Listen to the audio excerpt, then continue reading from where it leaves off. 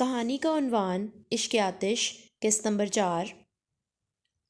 Faiza please, میں پریشان ہو گئی ہوں۔ پہلے تو اس نے فون بند کر رکھا تھا اور اب کال تو جاتی ہے مگر وہ فون نہیں اٹھا رہا۔ ایک تو تانیہ، تم ذرا سی بات پر پریشان ہو جاتی ہو۔ یہ ذرا سی بات ہے؟ وہ بھڑک گئی۔ پچھلے 2 ہفتوں سے میں پاگلوں کی طرح اسے کال ملا رہی ہوں اور وہ جناب فون ہی نہیں اٹھا رہے۔ بھئی ہو سکتا ہے وہ بیزی ہو۔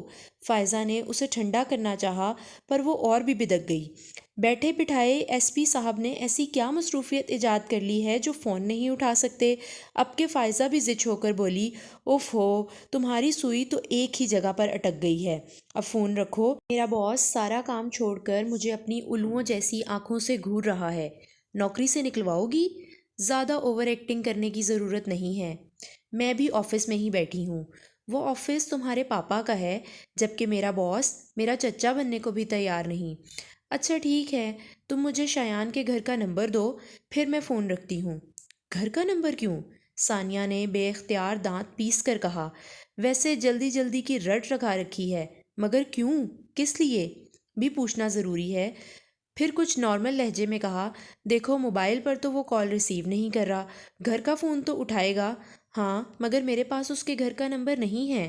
وٹ؟ وہ داڑھی، شایان تمہارا کزن ہے اور تمہارے پاس اس کے گھر کا نمبر نہیں ہے؟ ہے مگر وہ پرانا والا ہے، نیا مجھے یاد نہیں، ممی کی ڈائری میں لکھا ہوگا۔ ٹھیک ہے، گھر پہنچتے ہی مجھے فون کرنا۔ کروں گی، اور اب فون رکھ دو، بائے۔ کہنے کے ساتھ ہی اس نے لائن کاٹ دی تو تانیہ بھی فون رکھ کر ویکسینیشن سٹیٹمنٹ پر نظر ڈالی جسے وہ فون کرنے سے پہلے چیک کر رہی تھی۔ تبھی کسی نے اس کے آفس کے دروازے پر دستک دی۔ کم ان، اس نے سر اٹھائے بغیر کہا۔ کوئی دروازہ کھول کر آفس میں آیا اور اپنے پیچھے دروازہ بند کر کے وہ تانیہ کے متوجہ ہونے کا انتظار کرنے لگا۔ تانیہ نے کسی کی آمد کو محسوس تو کیا تھا مگر جب کوئی آواز نہیں آئی تو اس نے دروازے کی طرف دیکھا۔ 17-18 سال کا صاف رنگت والا مگر دبلا لڑکا، گرے رنگ کی پینٹ پر اسی رنگ کی شرٹ پہنے، بازو سینے پر لپیٹے، زیر لب مسکراہٹ کے ساتھ اسے ہی دیکھ رہا تھا۔ تانیہ کو اپنی طرف متوجہ ہوتے ہوئے دیکھ کر وہ لمبے ڈگ بھرتا اس کی طرف آیا، پھر ایک ہاتھ ٹیبل پر جھٹکتے ہوئے بولا، آپ کو ابھی اور اسی وقت ہمارے ساتھ چلنا ہوگا۔ اس کی بات سن کر تانیہ دلچسپی سے مسکرائی اور ایک ہاتھ تھوڑی کے نیچے رکھ کر وہ ٹیبل پر آگے ہوئی، اسی کے انداز میں بولی، اور اگر میں نہ جاؤں تو میں آپ کو زبردستی کندھوں پر اٹھا کر لے جاؤں گا۔ واقعی؟ تانیہ مرعوب ہوتے بغیر اطمینان سے بولی۔ آزما لیں۔ ادھر اس کے اطمینان میں بھی کوئی فرق نہیں آیا۔ تو ٹھیک ہے، تانیہ نے اپنی سیٹ پر پیچھے ہوتے ہوئے مسکراہٹ دبائی۔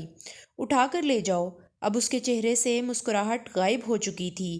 وہ آنکھیں سکیڑتے ہوئے تانیہ کو گھورتا رہا، پھر سچ جھٹک کر سیدھا ہوا اور دروازے کی طرف منہ کر کے زور سے بولا، نمبر 2۔ ابھی اس کی آواز کی بازگشت باقی تھی کہ دروازہ کھلا اور اس کی عمر اور اسی جیسے حلیے والا قدرے سانولی رنگت کا اس کا ہم شکل کارپٹ پر لڑک گیا۔ فرش پر پڑے لڑکے نے اپنے گوگلز کارپٹ سے اٹھائے اور گھٹنوں پر سے پینٹ جھاڑ کر اٹھ کھڑا ہوا۔ عمیر کے بچے، تمہیں کتنی دفعہ منع کیا ہے، مجھے نمبر 2 نہ کہا کرو۔ عمیر آنکھیں پھاڑے کسی بت کی طرح ایک ہی سمت دیکھے جا رہا تھا۔ اب یہ اسٹیچو بنے کیوں کھڑے ہو؟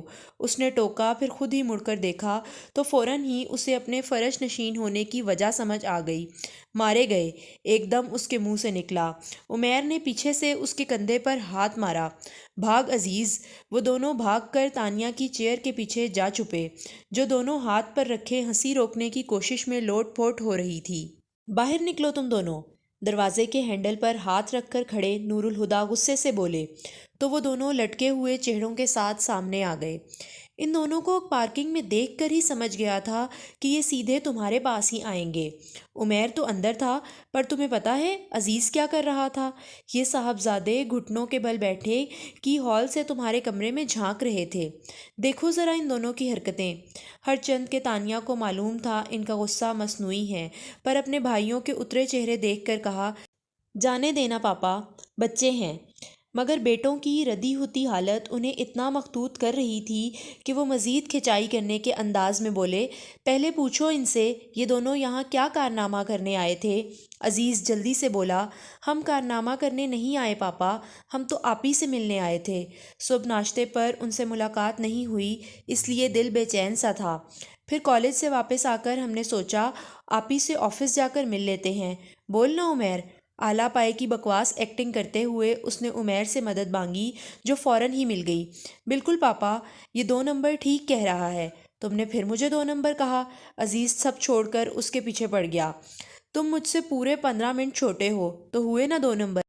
ہاں۔ عزیز کی ہاں اس قدر مدربانہ تھی جیسے یہ بات آج ہی اس کے علم میں آئی ہو۔ تم دونوں پھر سے شروع ہو گئے؟ نور الہدیٰ انہیں ٹوکتے ہوئے تانیہ کی طرف مڑے۔ یہ دونوں اگر 5 منٹ اور آفس میں رہے تو بھونچال آ جائے گا، اور تمہیں لیے بغیر یہ ٹکیں گے نہیں، اس لیے تم ان دونوں کے ساتھ جاؤ، تمہارا کام طارق دیکھ لے گا۔ اوکے، تانیہ سر ہلا کر بولی تو عمیر جلدی سے آگے ہوا۔ ہم صرف آپ ہی کو لینے نہیں آئے، آپ بھی ہمارے ساتھ چلیں۔ وہ پلٹنے لگے تھے، رک کر پوچھا، خیریت؟ دادا جان کا برتھ ڈے ہے اور آپ ہمیشہ بھول جاتے ہیں، تو ہم نے سوچا اس بار آپ کو خود ہی لینے آ جاتے ہیں۔ چلیں۔ عزیز بولتے ہوئے پاس آ کر ان کے بازو تھام کر بولا، سوری بیٹا، میں اس بار نہیں آ پاؤں گا۔ ایک پل ان کے چہرے کے عضلات تن ہو گئے تھے۔ عمیر کو بہت برا لگا تھا۔ کیوں؟ میری فورن ڈیلیگیشن کے ساتھ میٹنگ ہے، میں کیسے آ سکتا ہوں؟ عزیز بچوں کی طرح منہ پھلا کر بولا، میٹنگ کینسل کر دیں۔ انہوں نے بھی بچوں کی طرح عزیز کو پچکارا، سمجھا کرو بیٹا، میٹنگ کینسل نہیں ہو سکتی، تو پھر آج کے دن میٹنگ رکھی ہی کیوں؟ جبکہ پتہ ہے 29 نومبر کو دادا جان کا برتھ ڈے ہوتا ہے اور ہم سب مناتے بھی ہیں۔ اس سے پہلے کہ نور الہدیٰ اسے بہلانے کو کچھ اور بولتے، تانیہ نے کہا، جانے دو عزیز، پاپا نہیں آئیں گے، میٹنگ واقعی بہت اہم ہے۔ نور الہدیٰ نے اس کی بات پر چونک کر اسے دیکھا۔ وہ جانتے تھے کہ تانیہ جانتی ہے کہ وہ جس فورن ڈیلیگیشن کی بات کر رہے ہیں وہ کل دوپہر کو واپس جا چکا تھا، اور اسی بات نے انہیں چونکا دیا تھا۔ پھر انہوں نے تانیہ کا چہرہ دیکھا تو سمجھ گئے کہ اس نے جو کچھ بھی کہا ان کا بھرم رکھنے کے لیے نہیں کہا، بلکہ وہ ان پر جتا رہی ہے۔ وہ شرمندہ ہو گئے، اور ایسا پہلی بار نہیں ہوا تھا۔ تانیہ نے اشارے سے عزیز اور عمیر کو چلنے کے لیے کہا، اور خود وہ چھوٹے چھوٹے قدم اٹھاتی نور الہدیٰ کے سامنے جا رکی۔ آپ دادا جان کا برتھ ڈے کبھی نہیں بھولتے، ہے نا پاپا؟ انہوں نے بس اسے دیکھا اور چپ چاپ وہاں سے چلے گئے۔